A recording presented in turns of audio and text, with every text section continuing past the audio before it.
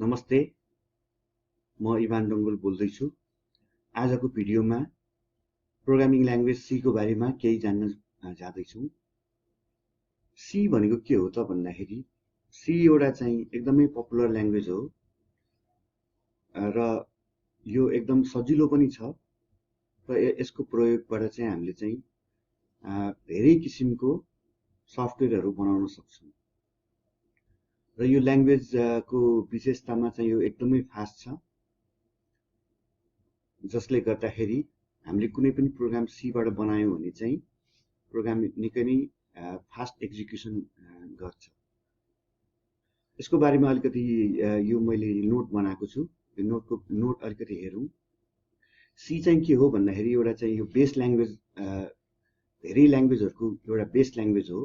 भन्न खोजेको मतलब चाहिँ सीबाट चाहिँ अरू धेरै ल्याङ्ग्वेजहरू डिराइभ भएको छ। त्यही भएर सी तपाईँले सिक्नुभयो भने अरू ल्याङ्ग्वेज सिक्नलाई एकदमै मद्दत गर्छ र एकदम यो सिम्पल पनि छ र यो फास्ट पनि छ र यसको जबहरू पनि नेपाल साथसाथै विदेशमा पनि धेरै नै छ यसको जब। अब यो मैले पोइन्टमा पनि राखेको छु केही चिजहरू सीको बारेमा। एउटा चाहिँ यो जेनरल पर्पस प्रोग्रामिङ ल्याङ्ग्वेज हो। भन्न खोजेको चाहिँ यो सीबाट चाहिँ जस्तो खालको प्रोग्राम पनि हामीले बनाउन सक्छौँ र एकदमै पपुलर, सिम्पल र फ्लेक्सिबल छ यो।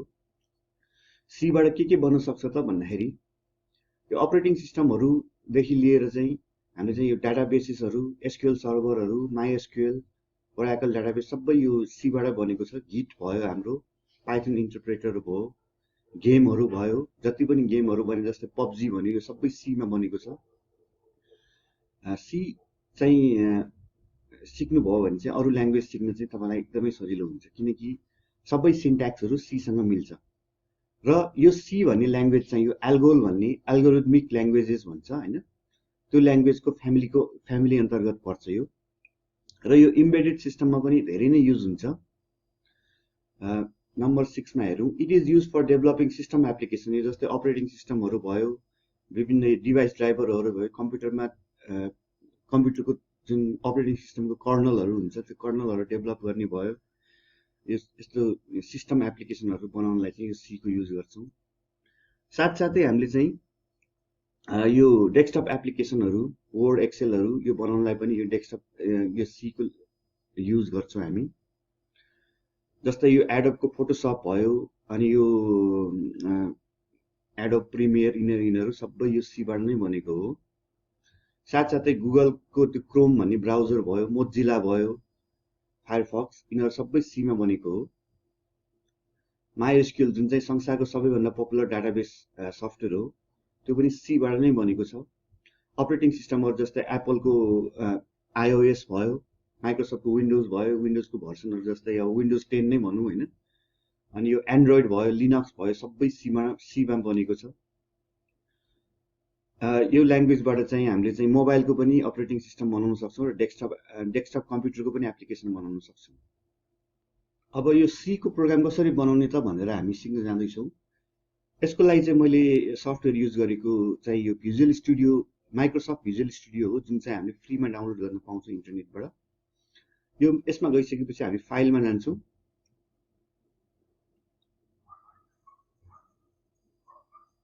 र नयाँ प्रोजेक्ट बनाउँछौँ, न्यू प्रोजेक्ट।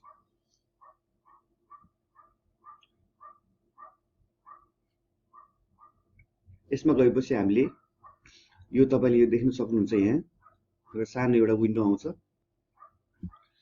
यसमा विभिन्न यो प्रोजेक्टहरू चुज गर्न पाउँछ। हामीले सी शार्प चुज गर्ने हो कि भिजुअल बेसिक चुज गर्ने हो कि जावा स्क्रिप्ट, टाइप स्क्रिप्ट, अथवा अब हामीले चाहिँ यो C++ चुज गर्ने। C++ चुज गरेपछि अब यो तीनटा मध्ये कुनै पनि चुज गर्न सक्नुहुन्छ। म चाहिँ यो एम्प्टी प्रोजेक्ट भनेर चुज गर्छु र ओके गरिदिन्छु।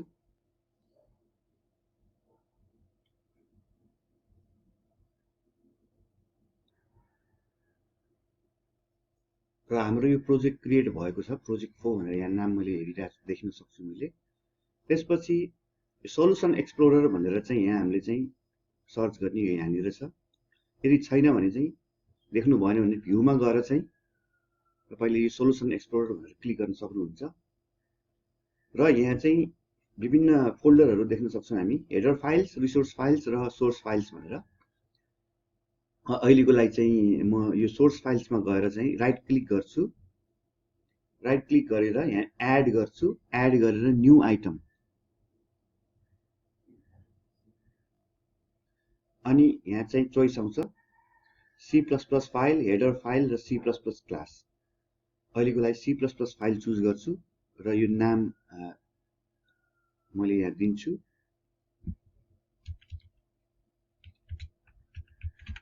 first.cpp अनि एड गर्छु।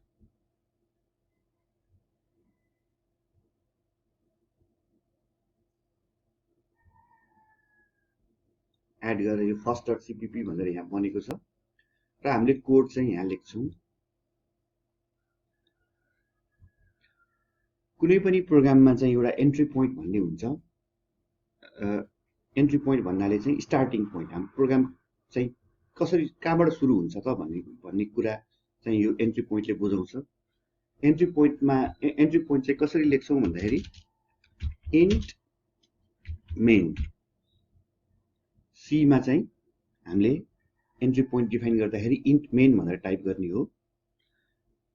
यो इन्ट मेन भनेको के हो भनेर बुझ्नु पर्यो भने अर्को भिडियोमा म यो यसको बारेमा डिटेलली बुझाउने छु। यो इन्ट मेन भनेर चाहिँ एन्ट्री पोइन्ट मैले डिफाइन गरिसकेपछि यसरी यो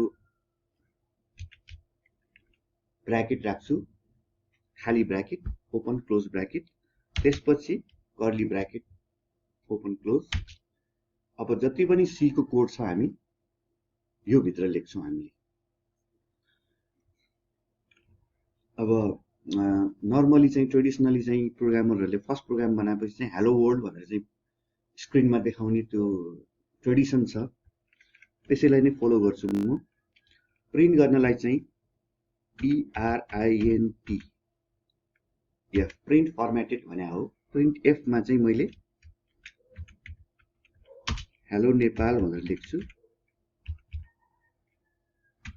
अनि सी मा हरेक स्टेटमेन्टहरु पछि, स्टेटमेन्ट भनेको के हो त्यो पनि म अर्को भिडियोमा बुझाउँला।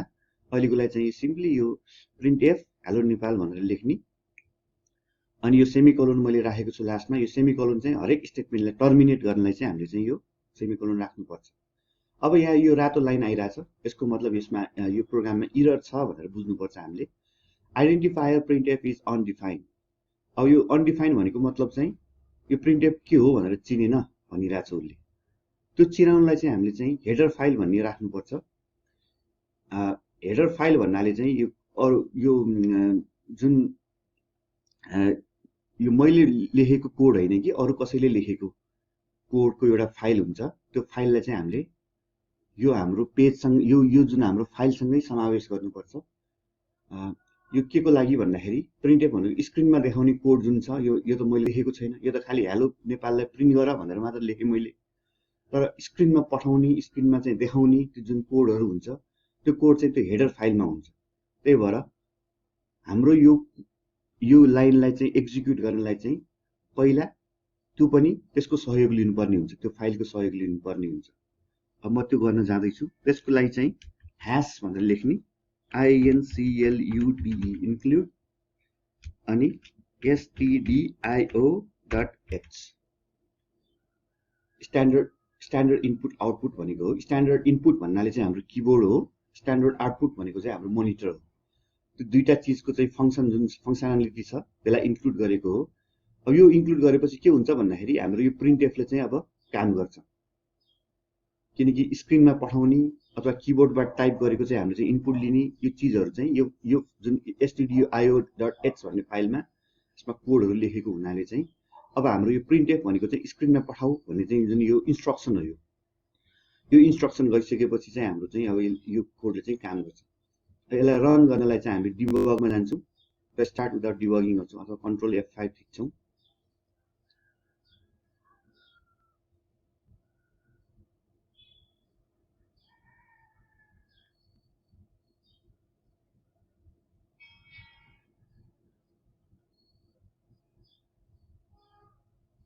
अब यो रन भयो तर हाम्रो स्क्रिनमा केही देखेनौं। किन नदेखेको भन्दाखेरि हाम्रो प्रोग्राम लाइन नम्बर 5 देखि स्टार्ट भएर लाइन नम्बर 7 मा सकिएको छ र उले के गर्दियो भन्दाखेरि स्टार्ट गर्यो हेलो नेपाल भनेर स्क्रिनमा प्रिन्ट गर्यो र कन्सोललाई फेरि बन्द गरिदियो। अब त्यही भएर हामीले चाहिँ यो देख्न सकेनौँ। अब त्यो हेर्नु छ भने हामीले चाहिँ एउटा चाहिँ यो स्क्रिनलाई पज गर्ने एउटा कुनै कोड हाल्नुपर्छ। जस्तै एउटा गेट्स भनेर मैले राख्दिएँ यहाँ। यसको लागि अर्को एउटा हेडर फाइल पनि इन्क्लुड गर्छु म, hash include conio.h common input output. यसले चाहिँ स्क्रिन पज गर्ने यो जुन यो गेट्स भन्ने जुन चिज छ यो conio.h मा हुन्छ। यसलाई फेरि रन गर्छु म।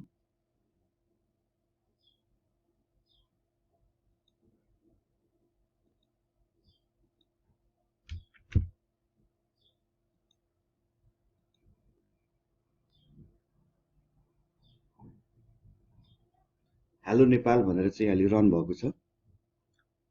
यो मैले यो अन्डरस्कोर किन राखेको भन्दाखेरि पहिलाको भर्सनको C++ मा चाहिँ यो अन्डरस्कोर थिएन। गेट क्यारेक्टर इको भने हो यो, अथवा गेट्स मात्र राखे पनि हुन्छ। हामीले गेट क्यारेक्टर भने हो यो गेट्स भनेको।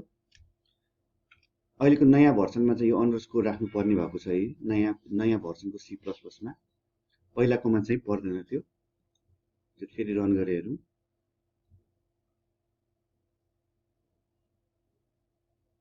Hello world. एक्चुअली यति नै हो, एउटा संसारकै सबभन्दा सिम्पल प्रोग्राम भनौँ न। यसरी सीबाट चाहिँ प्रोग्राम बनाइन्छ। अब अरू मैले बनाउने अरू भिडियोमा फर्दर सीको बारेमा च्याप्टर वाइज मैले चाहिँ बनाउँदै जानेछु र होपफुली तपाईहरुलाई सहयोग होला। स्कुलमा कलेजमा त्यसको आशा गर्दैछु। यो भिडियो हेरिसकेपछि लाइक गर्नुस्, सब्स्क्राइब पनि गर्नुस्। यो केही न केही तपाईलाई चाहिँ सहयोग अवश्य हुनेछ। आफ्नो एक्जामको लागि अथवा कलेजको स्टडीको लागि अथवा आफ्नो क्यारियर बनाउनको लागि पनि तपाईलाई यो सहयोग हुनेछ भनेर मैले आशा गरिरहेको छु। Thank you very much.